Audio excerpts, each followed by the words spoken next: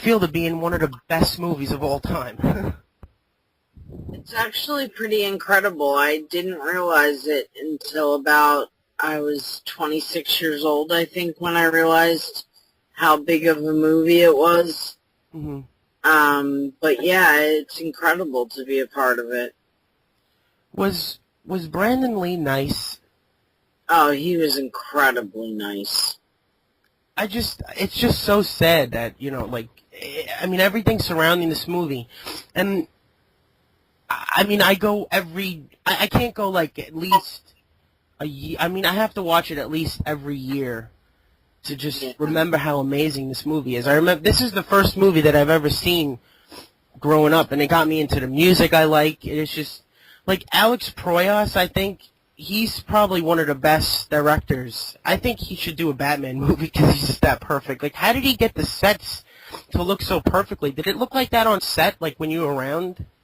Yeah, I mean, it looked like a dirty old, street and buildings, and the funny thing was Hudsucker Proxy was filmed right after, and they changed it to a totally different backlot, and it was pretty incredible, but yeah, it looked exactly like that. His vision is amazing. Alex Proyas he's amazing.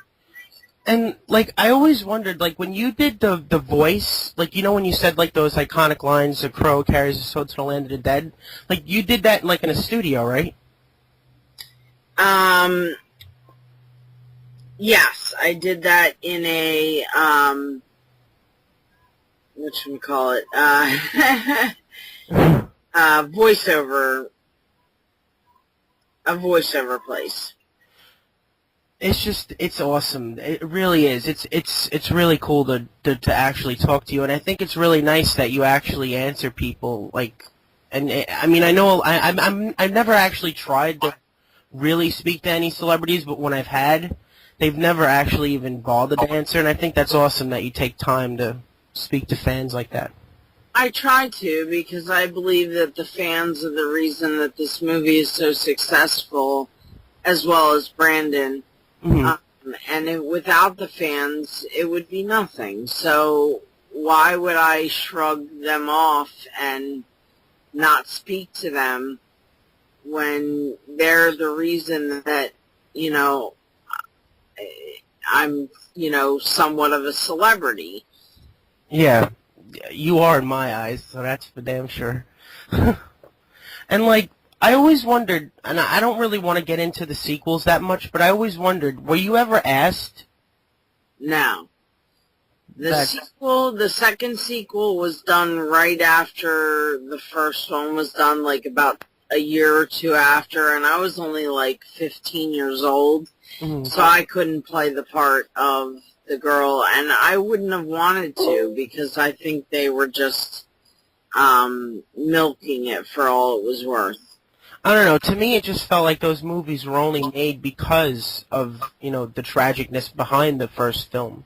I always like petition not to watch those movies. Like, every time I watch it, it just makes me upset because it just feels like that was the reason.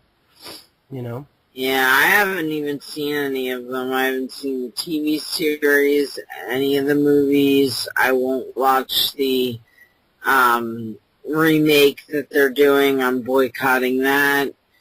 The remake, I heard news about that movie, and it just sounds completely ridiculous. They're turning him into a cop. He's painting his face so he could see himself in reflections. I mean, it's just ridiculous to me. Absurd, and they are just doing it for money. Exactly. That's what pretty much almost every remake is now. Yeah, very true.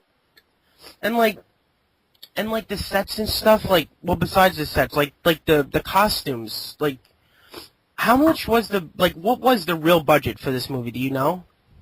I have no idea. I know it was low budget when it started, but after he passed, they kind of had to put out more money because there was so much digital work to be done, and different people that they had to bring in as his body doubles, and just all types of different aspects. The Narration wasn't in there before he passed away.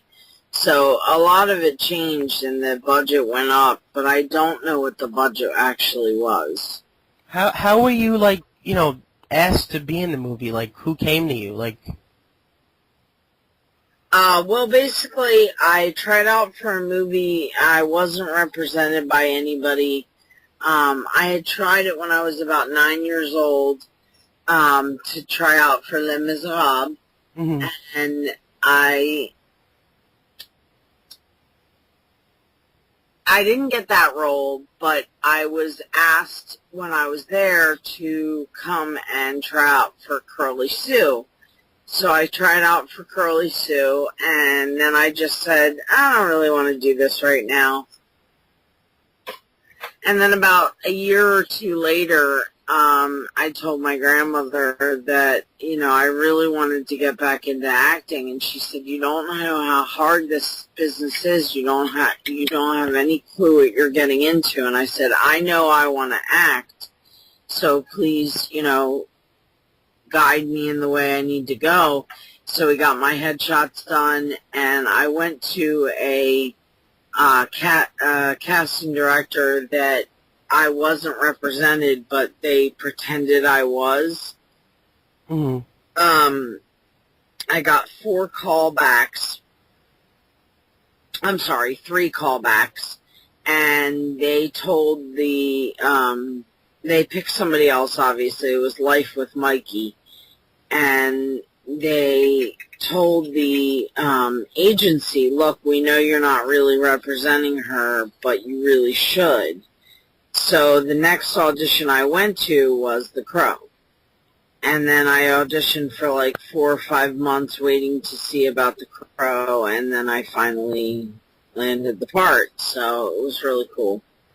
That's awesome. It was like, I don't know, I just feel like everything that happens in this movie, it just feels like this, I don't know, like to me it just feels like there's things behind this movie that makes it even more amazing. Like, I can't put my finger on it, it's just, like, certain things. I know it's the music, I know it's the sets, I know it's Brandon Lee, but it's just, and you, of course, but it's just, there's something else going behind it. Like, I just feel like every time I watch it, that Brandon Lee's spirit is there. Like, am I the only one that feels that? No, not at all. I think that, you know, when I watch the movie, I cry. I cry all the time. I cry a lot. I miss him very much, and you know, he was an amazing actor. He really was. He definitely had a big career ahead of him. Yeah, he would have been a superstar. There's no doubt about that. I mean, I don't know where I would have gone, but I know he would have gone real far. I just think it's surprising that you haven't really done much. I think you should, because you really are an amazing actress. I think you should do more things, but I don't know. It's just, I've always thought that. Like, I even tried to find something else with you in it, but I just couldn't find anything. There was a movie I did called Hell House, but they never released it. And I've just been kind of scared to be an actor. Not because I'm afraid of acting, but just because the business is so cutthroat. Uh-huh. And you have to be, 90 pounds dripping wet to get a part. And it's just, it's very difficult. So I figure if somebody approaches me or I find an indie film that's really cool that I can audition for or something like that, I'll do more. But for now, I'm just not, getting into it. Yeah, I understand. And, like, did you actually, like, meet any of the, like, people behind, like, making the music? You mean the soundtrack? Yeah. No. Like Nine Inch Nails? No, I did not. I wish I did, but no, I did not. That was completely separate. Was Brandon always in character on set, or was he himself, like, off set? He was himself until he got on the scene, and then he immediately went into Eric Draven with a snap. I mean, it was just. He would sit there with me, and we would go over our lines, and he would smoke his Camel cigarettes, and he was so fun and so funny, and, we'd clean up the cigarette pile, and then we'd get ready for the scene, and at that point, we had collaborated what we were going to do in the scene, so he was very, dedicated to his work, but at the same time, when he was getting his makeup done, he played my Game Boy, and, he was himself when he was off, the actual set. It's just crazy how everything just works completely in that movie.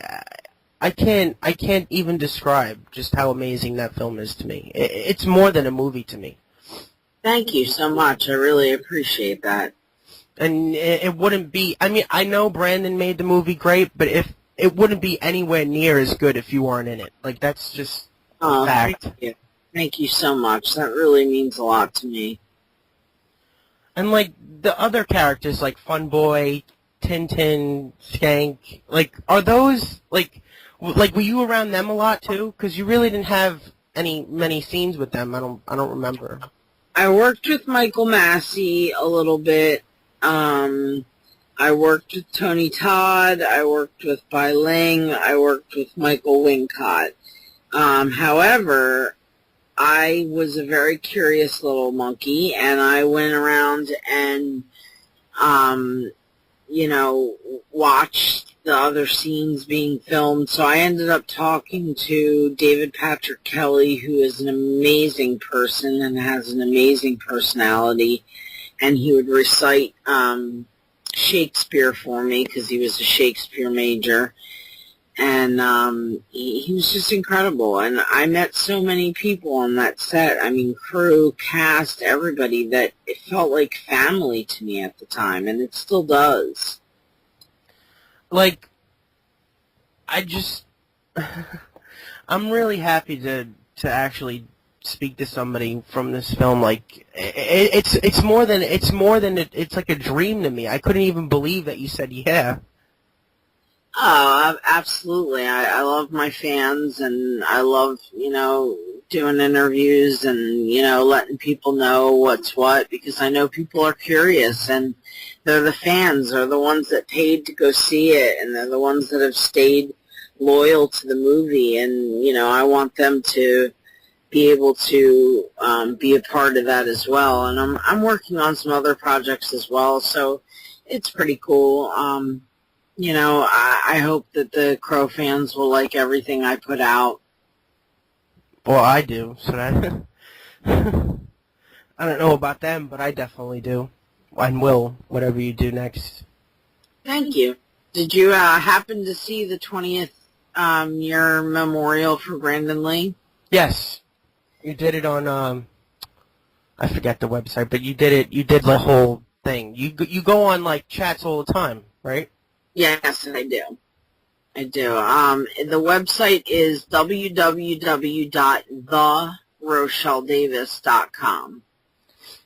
And you can find all the pictures on there, as well as the biography of Sarah at 33. I don't want to take up too much of your time. I just wanted to ask, maybe one more question, and then, if that's okay. Yeah, that's fine. Did you happen to keep any, sets, not sets, but any, things from the sets, the ring, Shelly?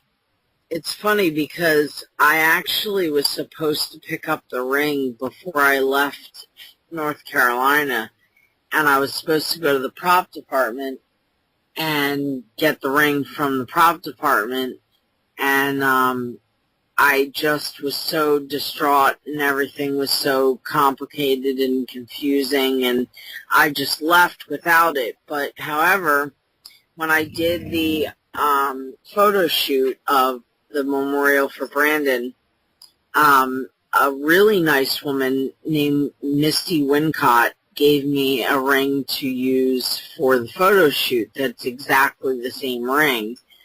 and I had it for a little while, and I told her I would send it back to her as soon as possible and all of that. And she actually got online and said, you know, keep the ring and don't send it back to me because I'll just send it back to you. And I think it's more sentimental to you than it is to me, so I keep it on my right finger every day. That's awesome. That's so awesome.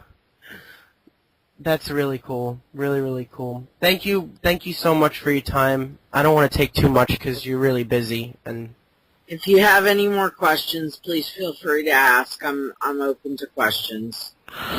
I'm just like really nervous. Like it's just nervous. I'm just a human being. I know it's just hard to believe that I'm actually speaking to you. I can't even. I feel like I'm dreaming. Believe me, she's very normal. No, I'm not normal. I'm very strange. But I'm an everyday person. I mean, I'm just any other person. That you don't have to be nervous around me. I just really love the film. I loved you in it. It's just a really sad, tragic thing that I wish would have never happened. I mean, at the same time, I wish the movie. I mean, I love the film, but almost at the same time, I don't want the movie because he would still be here. If that, I mean, it sounds mean. It's just, I don't know. He would have been in other things. You know what I'm saying? Oh, absolutely. And the fact that they're making a remake of it is just disgusting to me. The remake, I really hate the idea, but it's going to be made anyway. And right. Like, it's just, I'm not saying I'm not going to watch it because I want to see how fucking sorry for cursing, but I want to see how crappy it is and like just bash it on my channel because I was thinking about, I did review the second film recently and I wasn't even comparing. Like, I tried to stay away from comparing. It's just, everything in that movie is just terrible. Like, the acting is just, everything just feels so forced and pretentious, where in the first movie it just worked so well. I think that movie should just stay on its own. Like, I think that it's just bullshit that they keep doing that. It's a classic. It needs to be left the way it was. It shouldn't have been made the second one. It shouldn't have been made the third one. They shouldn't have done a TV series. They shouldn't do a remake. They're trying to crush a classic, and they can't do that because people that are real Crow fans really love The Crow, and they don't love the other movies. They don't love the TV shows, and they're not going to watch the remake. We already have a boycott going on for the remake. I mean, it just, to me, I feel like it deserves to be bashed. That's why. Absolutely. And I, commend you for watching it just to criticize it. I won't watch it just because I have my moral, standing on it. But, it just shouldn't be made. It just shouldn't be made. The only sequel that I would watch is if you were the actual Crow in the movie. I was telling you that before. Yeah. You should do that. Like, make a fan movie on YouTube or something, or just, like, take a picture with Crow makeup on. Well, I'm working on a comic book. I'm not going to tell you too much about it, but it does have a little bit to do with the Crow. It would be cool. And I'll definitely buy that as soon as it's out. Yeah, we're working hard on it, and it's really a great concept, and I'm hoping James O'Barr, agrees to us doing it and all of that kind of stuff. But it is going to be a very interesting comic book. Have you met James O'Barr? Oh yeah, we met at press junkets. How does he? Do you know how he feels like on the sequels and stuff like that? I don't think he was real happy about it, but I didn't talk to him after the sequels came out. I only talked to him before. Me and him got along famously. He loved me. He said if I ever do anything else and, I need a woman in it, like I'm going to hire you because I love your voice and you're just such a great actress. And he was just so complimentary and it was so nice. And he's just a really nice person. Yeah, he did an interview on the collector's edition for the movie, and it made me sad that you didn't get like any interviews and stuff on it. Like, do you ever get approached to do like anything for like the releases of the Blu-ray? Did you see the Blu-ray release? I have the Blu-ray. Yes, I do. The picture is insane. Like, I don't know what they did to it, but it looks like they added like stuff to it to make the picture look like different, and like it just looks crazy. And like the surround sound, like that movie on surround sound is insane. It really is. Yeah. All right, I don't want to take up much of your time. I'm sorry. It's just I really love you. I love you in the movie. I love the whole film, and thank you so much for taking time to talk to me about it. Oh, absolutely. You have any more questions you need to ask? It's just I'm like drawing a blank because I'm like I know you said that not to be nervous. It's just it's hard not to be because I grew up with this movie. It's just like a part of my life, and it's just really Yeah. I mean, No, I totally understand. I mean, I'm like that about George Carlin. If I got in front of him, I would be totally starstruck, and I'm never starstruck. I grew up with stars my whole life, and it just never fazed me. But if I ever had met George Carlin when he was alive, I would have just been... All right, thank you so much for talking to me. No problem. And you could... and your site was therochelledavis.com? Yeah, therochelledavis.com. Okay. Thank you so much. Oh, no problem. It was nice talking to you. You too. Thank you. All right. Bye. Bye-bye.